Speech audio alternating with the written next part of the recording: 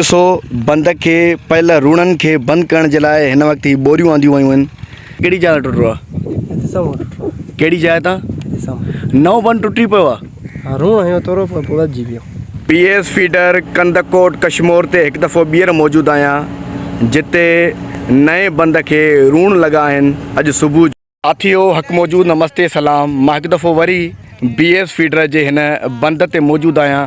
ही उहो ई बंदि आहे जेको पाणीअ सबबु हिन खे गारो लॻो हुयो, पर हिन वक़्तु हिन खे मज़बूत करण जे लाइ ॾिसो था मिटी जा ढेर लाथा पिया वञनि हिन खे मज़बूत करण जे लाइ, पर बदकिस्मतीअ सां ही बंदि मज़बूत थियण जो नालो कोन पियो वठे।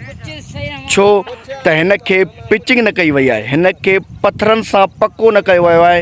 हिन बंद जूं जेके साइडियूं आहिनि उहे पथरनि सां मज़बूत न कयूं वयूं आहिनि, उन खे पिचिंग न कई वई आहे, जंहिं सबबु ही बंदि हर जाइ तां रूण पियो हणे, हिन खे सोराख़ पिया पवनि बंद खे।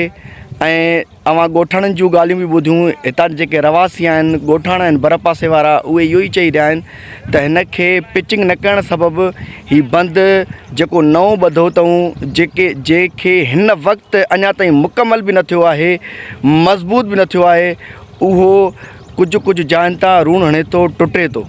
सो खुदारा सिंध सरकार ऐं एरीगेशन जे वॾनि ऑफिसरनि खे गुज़ारिश आहे त हिन BS फीडर जी मज़बूतीअ लाइ हिन खे पिचिंग लाज़मी करनि, पैसा न बचाइनि, जेके सरकार तरफ़ां पैसा आया आहिनि उन्हनि खे बचाइनि न, उहे पैसा खाइनि न, उहे पैसा बंद ते ख़र्चु करनि, उहे पैसा बंद जी मज़बूतीअ जे लाइ ख़र्चु करनि, उहे पैसा खाइनि न।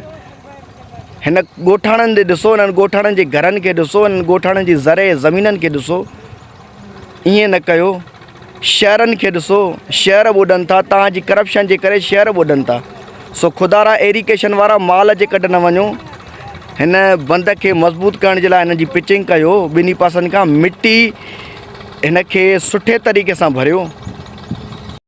तरफ़ बंद खे मज़बूत करण जे लाइ मिटी आंदी पई वञे ऐं ॿिए तरफ़ हिन बंद खे रूण पिया लॻनि, छो त हिन जी पिचिंग न थी सघी आहे, हिन खे पथर न लॻियो आहे, तंहिंजे करे ही बंदि रूण पियो करे।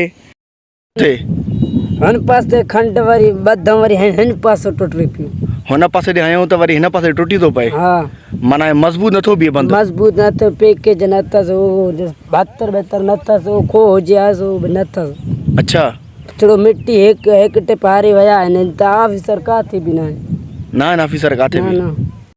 ॾिसो बंद खे पहले रूणनि खे बंदि करण जे लाइ हिन वक़्तु ही बोरियूं आंदियूं वयूं आहिनि, जेके मिटीअ सां भरियल आहिनि, पिथरनि सां भरियल आहिनि। उहे जितां रूण पई रहिया आहिनि हिन बंद में, नए बंद में, उहे बोरियूं उतां लॻायूं पियूं वञनि त जीअं उहो बंदि माना जेको उहो रूण आहे उहो बंदि थी सघे, हिन बंद खे लॻल रूण बंदि थी सघे।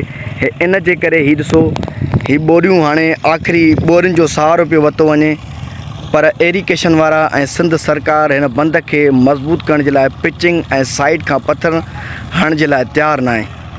ही ॾिसो साम्हूं बि बोरियूं रखियूं वयूं आहिनि।